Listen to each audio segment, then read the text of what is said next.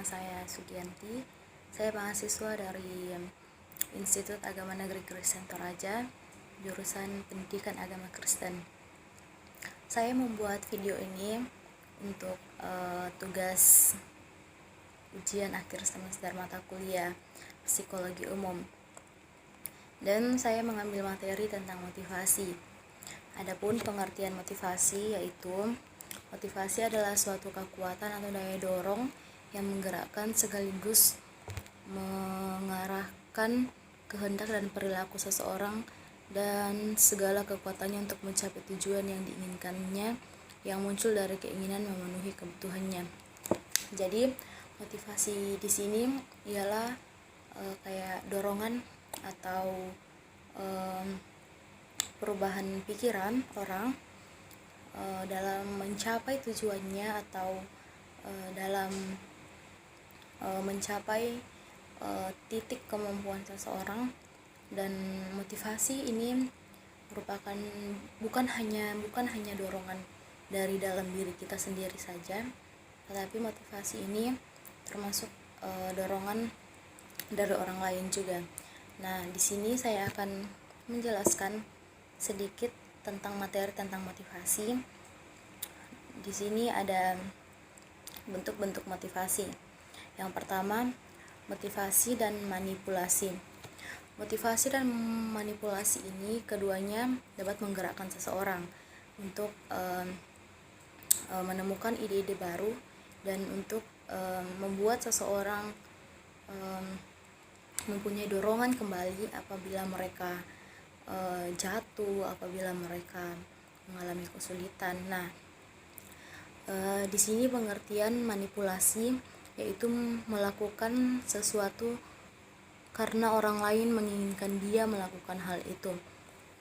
Di sini contohnya apabila di sini disebutkan karena orang lain menginginkan dia melakukan hal itu. Contohnya kayak begini. Apabila seseorang di atas kita yang melihat kita kesulitan dalam hal belajar, di sini dia akan menyuruh kita untuk belajar sehingga kemampuan kita berpikir, kemampuan kita melakukan hal yang dia lakukan itu supaya kita juga bisa melakukannya. Jadi dia itu kayak memberikan kita dorongan untuk bisa melakukan hal yang di atas kita, lebih jauh di atas kita lagi. Sedangkan motivasi melakukan sesuatu karena dia sendiri ingin melakukan hal itu. Contohnya dia ingin melakukan sendiri hal itu. Contohnya dalam kelas ada seorang siswa atau siswi yang sedang kayak dibully karena mungkin hal kecerdasannya minim. Di sini karena dia sadar bahwa dirinya selalu dibully dan dia sadar bahwa kalau dia tidak mengalami perubahan atau motivasi dari dirinya sendiri, dia akan selalu dibully dan tetap dibully. Karena itu dia melakukan dorongan pada dirinya sendiri untuk terus belajar, untuk terus memperbaiki dirinya supaya dia tidak dibully lagi. Terus bentuk-bentuk motivasi yang kedua yaitu motivasi berdasarkan sikap.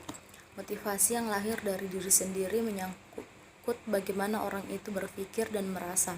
Motivasi ini merupakan keyakinan dan kepercayaan diri seseorang, sikap mereka terhadap kehidupan positif atau negatif. Motivasi berdasarkan sikap ini sama dengan bentuk-bentuk motivasi yang pertama, yaitu dimotivasi, yaitu mereka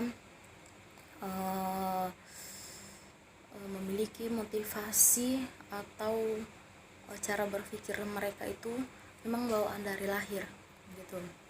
Terus yang kedua, motivasi berdasarkan imbalan.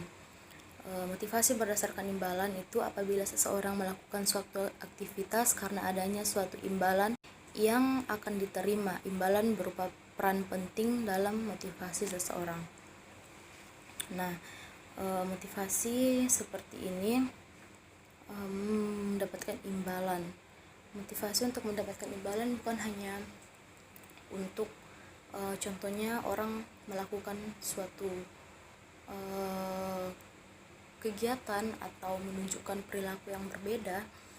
Banyak di antara lingkungan itu melakukan itu supaya mereka dibilang tahu bisa, ini bisa, ini bisa. Padahal itu bukan hanya motivasi hanya untuk diakui saja, tapi biasanya di sini berupa uang, pujian, penghargaan diri. Mereka melakukan motivasi itu bukan karena mereka menginginkan dorongan secara alami kepada dirinya, tapi untuk mendapatkan suatu imbalan dari orang lain. Terus yang kedua, motivasi dan lingkungan. Lingkungan yang dimaksud termasuk fasilitas yang diperlukan bagi mungkinnya suatu aktivitas dilakukan. Ada banyak tempat seseorang yang termasuk untuk melakukan aktivitas oleh sikap dasarnya yang memang mau melakukannya, namun lama-kelamaan menjadi tidak efektif karena berbagai kendala lingkungan menghadangnya. Di sini yang saya mau memberi contoh motivasi dan lingkungan ini banyak sekali kita jumpai, termasuk saya secara pribadi menjumpai contoh motivasi dan lingkungan ini. Di sini contohnya kita berada di satu lingkungan yang mungkin di dalamnya itu mencakup orang-orang yang contohnya rajin untuk membaca, rajin untuk belajar, pokoknya dia giat. Terus kita masuk di lingkungan ini, otomatis kehidupan kita yang awalnya malas, nggak rajin membaca kayak begitu, kita akan dipengaruhi oleh lingkungan yang rajin membaca ini. Lama-kelamaan kita akan terpengaruhi dan otomatis kita akan terbawa pada lingkungan ini. Tetapi apabila diri kita sudah aktif dalam satu lingkungan yang positif ini, tiba-tiba ada beberapa orang yang masuk ke dalam lingkungan yang positif ini. Mereka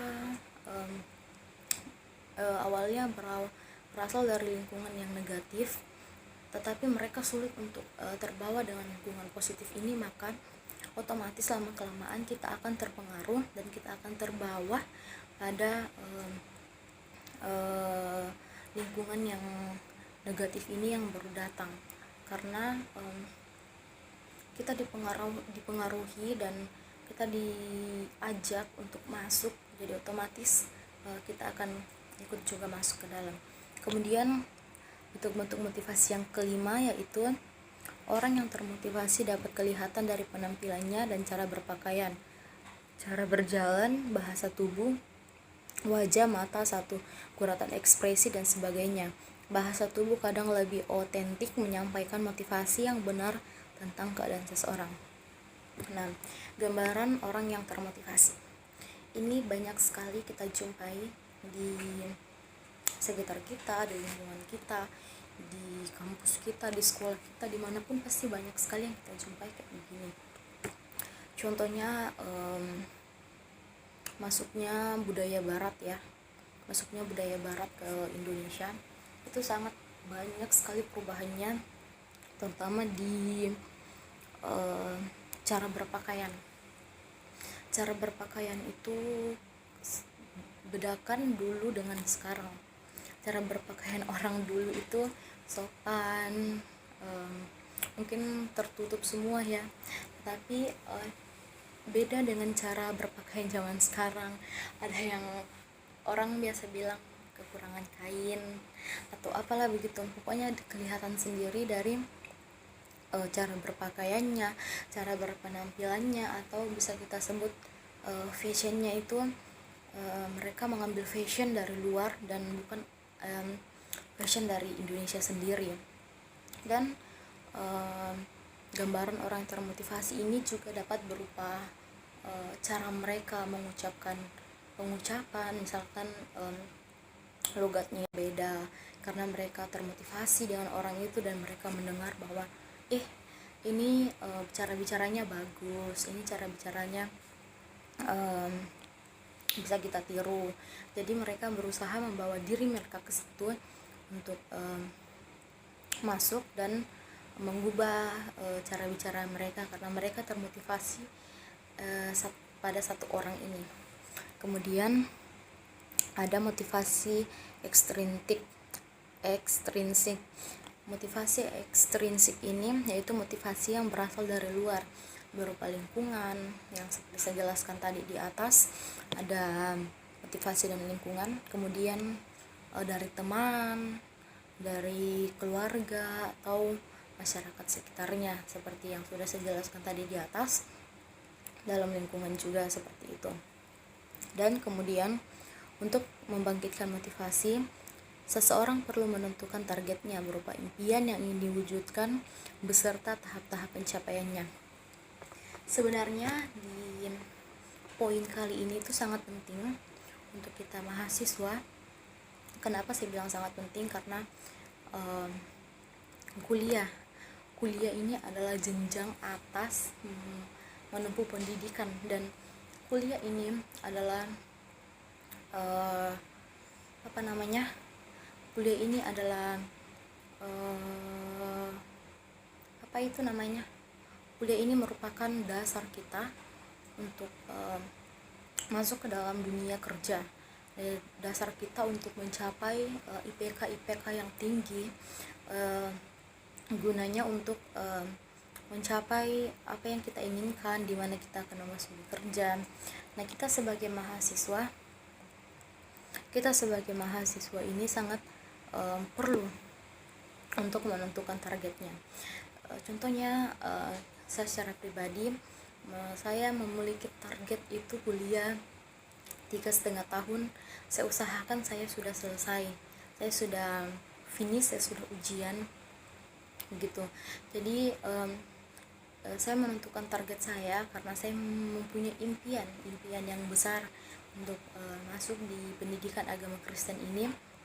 Dan di sini saya memiliki target untuk kuliah supaya cepat selesai, karena saya punya satu impian yang harus saya wujudkan. Tapi dibalik semua target-target yang saya mau capai, target-target yang saya inginkan, impian-impian yang saya mau, itu ada tahap-tahap pencapaiannya. Mulai dari awal tahapnya begini, mulai dari pertengahan begini, dan di akhir itu adalah yang paling puncaknya sekali, itu ada pencapaian semua itu. Jadi kita sebagai mahasiswa harus bukan cuma sebagai mahasiswa, tapi sebagai pelajar kita harus mempunyai target, dan kita harus mempunyai tujuan untuk apa kita masuk di dalam satu jurusan yang kita pilih. Kemudian yang selanjutnya, cara memotivasi diri, yaitu melalui rasa percaya diri. Banyak orang ingin mencapai tahap manipulasi dirinya, tapi mereka kadang sulit untuk percaya diri. Mereka biasa bilang kayak begini, kayaknya saya tidak bisa deh untuk seperti ini, kayaknya saya tidak bisa deh untuk seperti itu. Nah, ini yang harus kita hilangkan dalam diri kita untuk memotivasi diri kita sendiri. Pertama, yang sudah saya bilang tadi, saya tidak bisa. Teman-teman semua harus menghindari kata ini, saya tidak bisa, saya tidak mampu, saya tidak pantas, saya masih terlalu muda, dan saya merasa belum mantap, saya tidak bisa, tidak berpengalaman, saya tidak percaya diri. Semua poin-poin ini teman-teman harus hilangkan dari dirinya teman-teman. Karena kenapa? Kalau teman-teman kalau kita semua atau teman-teman semua menyimpan semua ini dalam dirinya, otomatis kita tidak bisa memotivasi diri kita sendiri. Dan bagaimana kita bisa mencapai targetnya kita kalau semua ini kita simpan dan kita jadikan alasan untuk kita tidak bisa memotivasi diri kita sendiri. Kemudian kita harus perbanyak bersyukur. Kita harus perbanyak bersyukur atas kemampuan kita, atas akal budi kita yang Tuhan berikan kepada kita. Kemudian di sini saya punya ayat Alkitab untuk teman-teman, agar teman-teman tidak iri atas keberhasilan orang lain, melainkan teman-teman harus bisa memotivasi diri kalian sendiri untuk bisa seperti orang yang kalian inginkan, yaitu terdapat dalam Mazmur 139 ayat 14. Aku bersyukur kepadamu oleh karena kejadianku dahsyat dan ajaib, ajaib apa yang kau buat dan jiwaku benar-benar menyadarinya. Di sini kita harus bersyukur apa yang Tuhan kasih kepada kita, akal budi yang Tuhan kasih kepada kita, dan semua kemampuan yang kita miliki, semua itu hanya berasal dari Tuhan saja. Dan di sini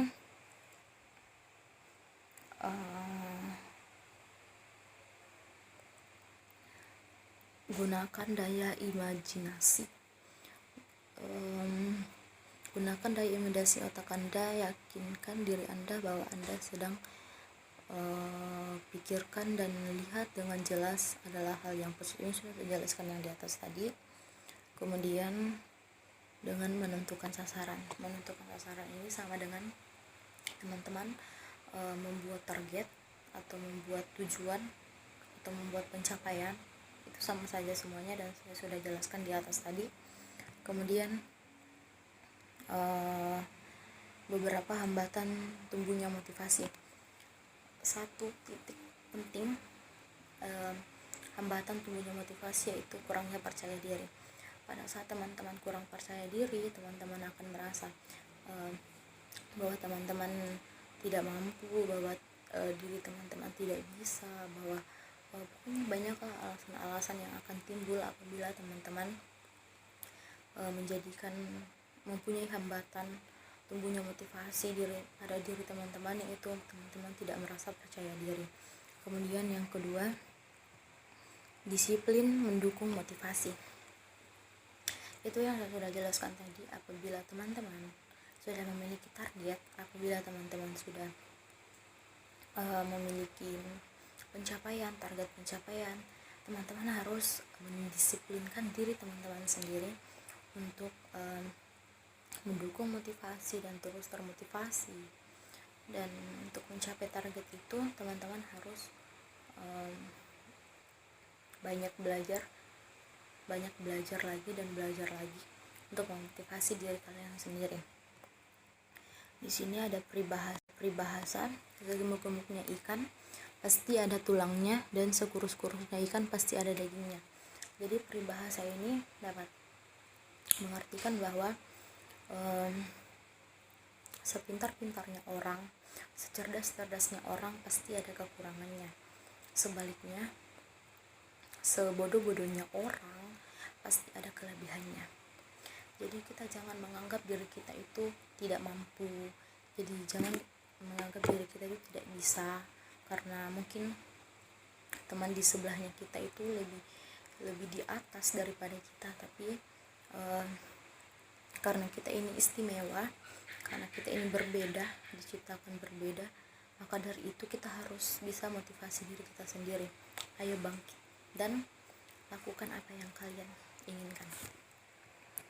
Oke, sekian materi dari saya mengenai motivasi. Dan satu hal yang saya sarankan kepada teman-teman, terus semangat dan jangan menyerah. Apabila teman-teman jatuh, apabila teman-teman drop, bangkit kembali dan motivasi diri Anda sendiri.